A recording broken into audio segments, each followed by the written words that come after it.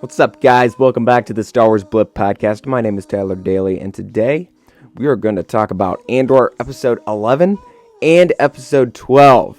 In the last episode, I showcased my wonderful LED lights, which I'm just so happy. Anyways, okay, let's get into the breakdown. Episode 11, here we go. 5 things that happened in episode 11. Episode 11 was super cool. We see Cassian and Melshi on the side of a cliff climbing, trying to get away from the Empire Reaper Patrol Squad, which is super cool. I love TIE Reapers. They're really awesome. Cassian and Melshi are just all scratched up, their feet, and the planet that they're running on is really, really cool. Melshi and Andor spot a cloud jumper, and they try to steal it, but they get captured by the Pamular brothers, which is kind of cool. They get captured by these 2 aliens who are kind of funny in this like weird sticky web that the Palmar brothers shoot out, and it's kind of cool because they're talking in alien voice and they're also talking in basic, which is kind of cool. So then the Pamular, I can't talk. The Pamular brothers give them a ride to Ferrix, and Andor and Melshi end up on Ferrix. The scene turns to Mon Mothma, which she is desperate to cover up the $40,000 credit she owes in rebellion finances. It appears as though Mon has given into a request that initially repulsed her, an arranged marriage between her daughter and the son of Chendralin oligarch Davo Shuldrun. So we see Mon trying to get money, and she's giving her daughter away to this gangster thug.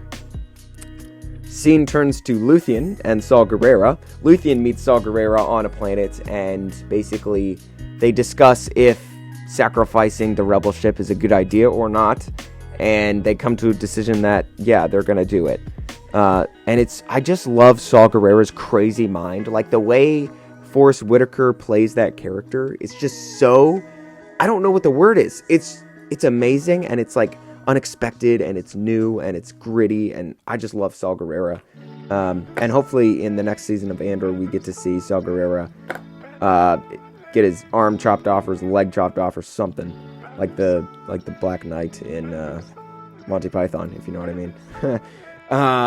Number 4 is Luthien's Imperial encounter. So we see Luthien encounter a Star Destroyer, or a Star Reconnaissance Destroyer, to be more specific, and Luthien kind of plays it super easy. He's super calm. He doesn't break a sweat, and the Empire, I love how they're just like, oh, you puny little spaceship, we're just gonna destroy you. And then they get so surprised when Luthien just brings out the big guns. It absolutely smacks their butts. Oh my gosh. Luthien, that fight with the TIE fighters was so cool.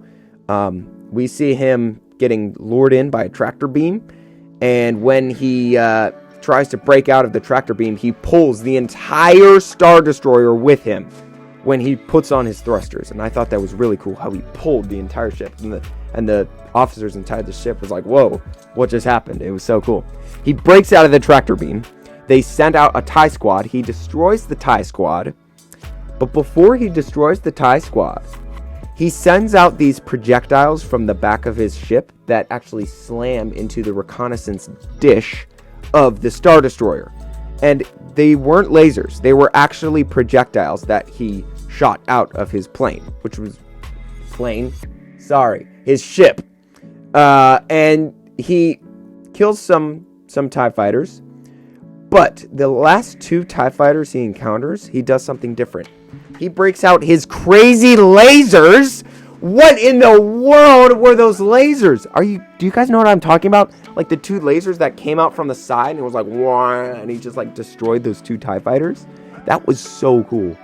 And some of the Star Wars community were thinking that those lasers were actually kyber crystals.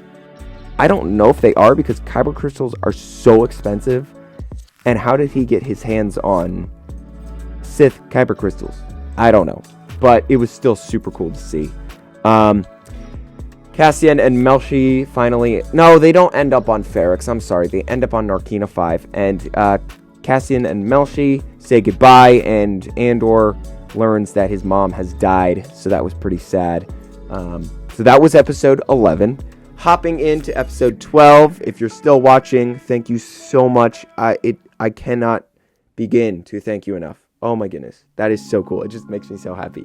Yeah, let's keep going. So, episode 12. An elegant piece of foreshadowing finds Brasso delivering a message to Cassian from Marva after her passing with this heartbreaking line. Tell him I love him more than anything he could ever do wrong. It's so touching, so heartwarming as the mom is just loving on his son. That was so cool to see. And Marva's funeral is happening, and B2 Emo is in the front of the square playing a projection of Marva, because she previously recorded a speech for her funeral before she died. And that was really cool to see. Because B2 Emo, in the beginning of the episode, was very overcome with emotion. We could actually see his behavior, how he moved, how he talked, was just so full of emotion. And droids are so relatable in Star Wars. It's ridiculous. It's so cool. During Marva's funeral, we see some steampunk band music, kind of like a marching Ferrix band. Super cool. Marva finally ends with the line, "Fight the Empire." And as soon as she says, "Fight the Empire," the crowd just goes nuts. Everybody just starts fighting the Empire. And it's so cool because Brasso wields Marva's funeral brick like a weapon to beat back the soldiers who are closing in with riot shields and blasters. Also, while Wilman Pack pulls a homemade bomb out of his shirt and throws it, and it explodes all of the tanks. And that was so cool.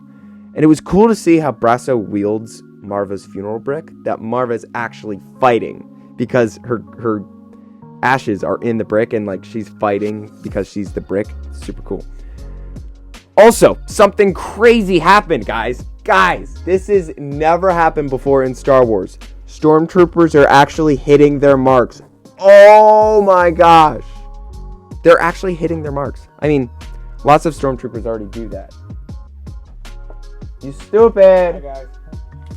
Should I put that in there? Yeah. Okay. Hurry up, I'm recording. I have to cut this out. Hurry up.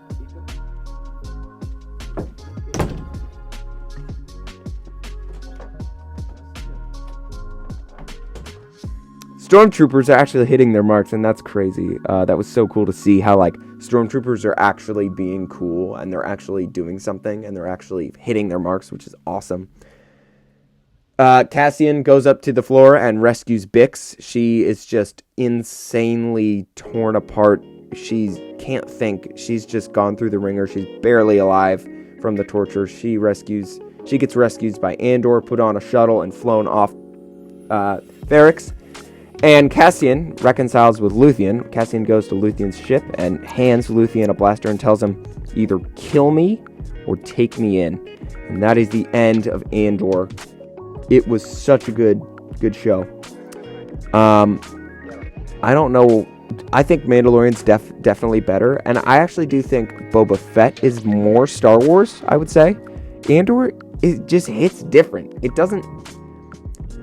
Half the time, it doesn't feel like Star Wars, but it's such a good show. It's 10 out of 10 on the show, maybe like an 8 out of 10 on Star Wars.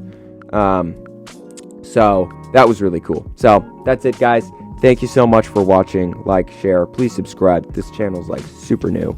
So, yeah. I just make Star Wars content. Peace.